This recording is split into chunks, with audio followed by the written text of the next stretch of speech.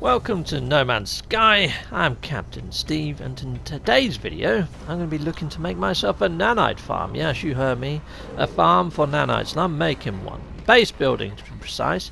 Firstly, I need to get myself a abandoned site. So I'm looking for monstrosity missions, and I'm doing this via the Nexus. You can do it via the station. You can get cartography maps for signals and things, or you might just be lucky and come across an abandoned building. But this is the easiest way I find. Now, this isn't my idea. Heck no. This idea I got from Beeblebumgo, and I believe he found it from another. But I'm just going to put a link up in the top right hand corner to Mr. Beeblebum's video. So if you want to go see that, you can go check that out. Okay, so here we go. There you go. Up in that right hand corner up there will be a link to Beeble's video. So yep, now I'm just going to head on out to that mission area and pick up the abandoned site. So here we are, heading over to my Anvil of Destiny. And if you want to see where I got the Anvil of Destiny from, just type into YouTube Anvil of Destiny and you should find this lovely awesome ship. Anyway, right, so here we go. Let's head on out. Hopefully it's not going to warp me to another system, because I want to have an abandoned building in this system, and it'd be nice if it's on this planet that's in front of me right now. So let's just have a quick look-see. And yep, it is awesome, perfect, because this is my Diplo planet, so that's nice, and it's quite close to my portal base, which is pretty cool. Well, not my portal base, sorry, my Diplo base. So let's just head on down and let's interact with this abandoned site. Add it into my dictionary of places that I've been and gone. I don't even think that's a thing, a dictionary. It's a waypoint thing. Discoverer's page. That's the thing. Right, okay, so let's head on down to the abandoned building. Let's see if we can land somewhere in close proximity. Okay, right, so awesome. Now, when you are putting down a base computer, you don't have to put it outside. You can put it inside the building, which is what I like to do. I tend to like to put my base marker inside of the actual building itself. And oh, this one has, I think this has only got one door. Okay, well sometimes you can get to these abandoned sites and they've got multiple doors, which is great. I like these big elongated ones for this sort of purpose. If you've just got the small hub, sometimes it's hard to make the enclosure for the beasties. Yes, I said enclosure. I bet that spiked your interest, didn't it? Yeah, we're going to make a creature or alien monstrosity enclosure. We're going to have a monster pen. We're talking Jurassic Park style now, chums. So here we go. Let me just claim the base. And I will be speeding up my base building, but you will get to see the basic premise, and I will talk you through exactly what I'm doing. So there we go. I've managed to claim my base, which is fantastic. I love it how it shoots up into the air like that. It's awesome. It reminds me of a game called ActRaiser on the Super Nintendo. I don't know why, but yeah, you used to zoom down and then it used to turn into a 2D hack and slash. But anyway, you guys, I'm going to show you now how to build the base. I'm going to speed this footage up by ×8. Okay, so here we go. So don't worry, it's not going to be super slow. So firstly, you need to find, well, I'm going to put a panel over the door because I'm going to build an extended base. Then you need to enclose just a small cluster of eggs. I usually go for the left hand side of the door and corner off. There's just a corner portion, so I'm making my little enclosure here. As you can see, I'm putting girders underneath because I've set mine up from the actual ground slightly.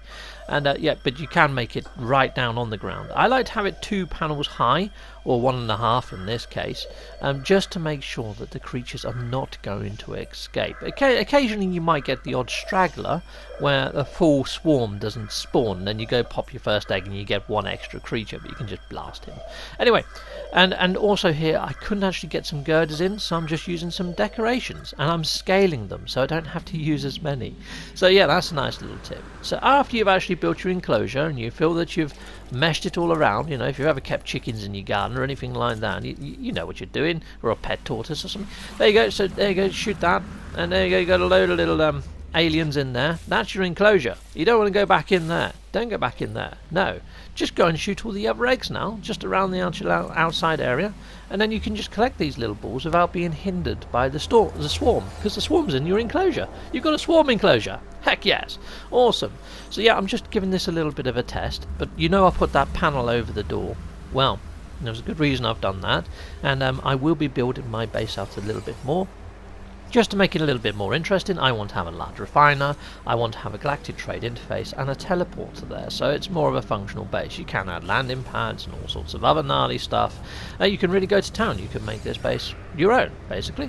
So here we go. I've picked up all those eggs, and I do want a large refiner, so I can turn those into nanites, but you can do it in your personal refiner if you've got one inside your backpacks. Don't worry, you don't have to make a snazzy base, but I'm just showing you what I like to do. So you go, I'm going to put a little curve there, I'm going to put a little round room and a secondary round room. I'm going to put a couple of doors on. I might add ramps at a later date if I can bother to go grab some carbon and bits.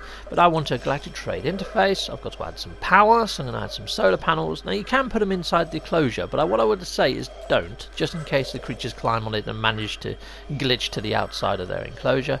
So I'm going to put them all up on the roof. I'll give power to my base, get my galactic trade power, interface working, grab a bit more carbon because I need some nanotubes for my teleporter, and I'm just going to kit out these little areas, make them functional, make them useful.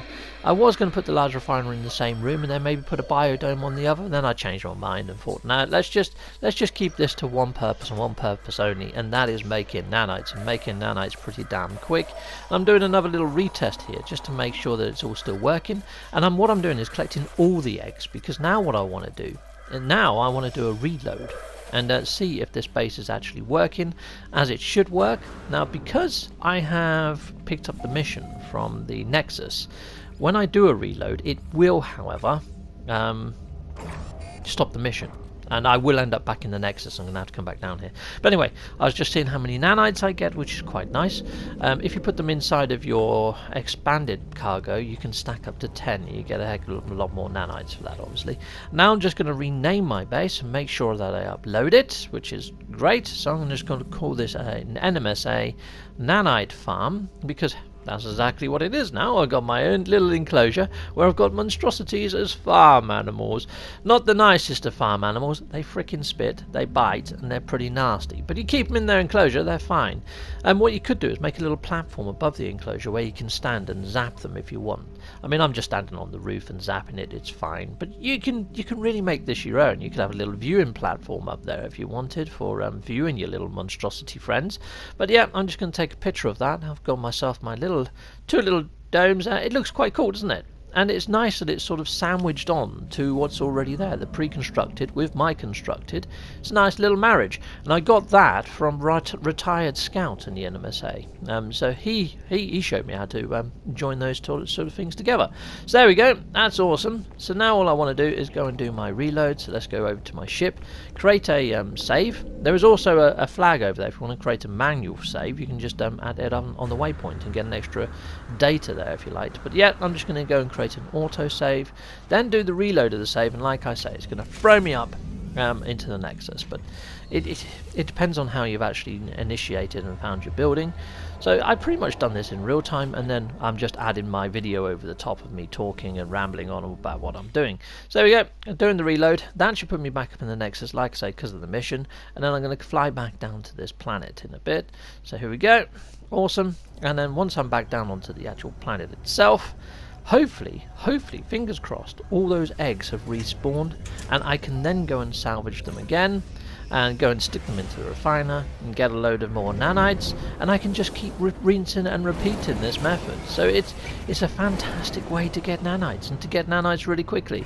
And to be honest, it's kind of more fun than maybe the scrapping of ships or running of missions or stacking of missions.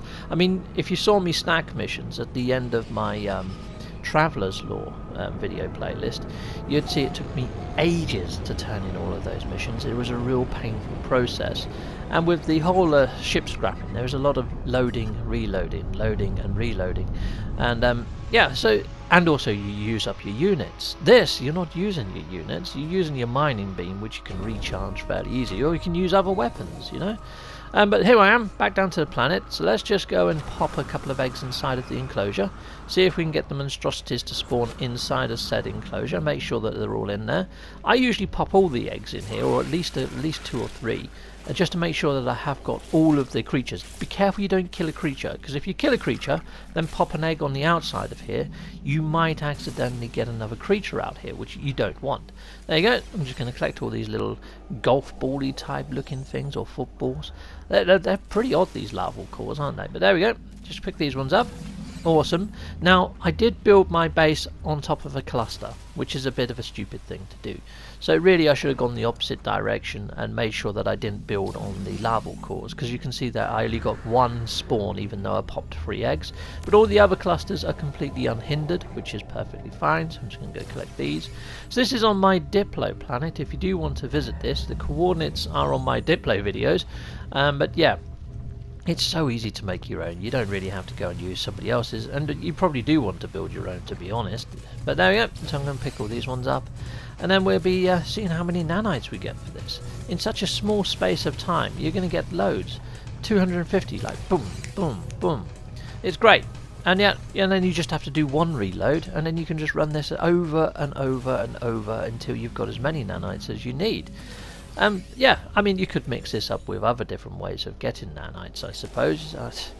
Yeah, so there we go. I mean, if you picked up that mission at the start there, that, I picked up my mission, it didn't have nanites as a reward. If you're lucky and you find one that's got nanites as a reward, you're in for a bit of extra there. Because what you could do is, after you've gone around and collected all these eggs, is just keep killing the ones that you've got inside of your little enclosure and complete the mission and get the nanites that way. But yeah, it's a way of doing it. It's a way of doing it, and it's quite a fun way. So yeah, a massive, great big thank you to Beeble. Thank you for putting this out there, and I know you got it from somebody else, so whoever that is, thank you to them as well. But yeah, where I saw this and where I learnt about this was on Beeble Bum Go's channel. If you haven't come across Beeble Bum Go before, he's a fantastic base builder, a member of the PBF, the Pan-Galactic Base Building Federation, and yeah, he's got base building guides, including glitch building. So if you want to get into building some really gnarly, awesome looking bases, I would suggest looking up Beeble Bum Go. There's also another great guy, Kibbles.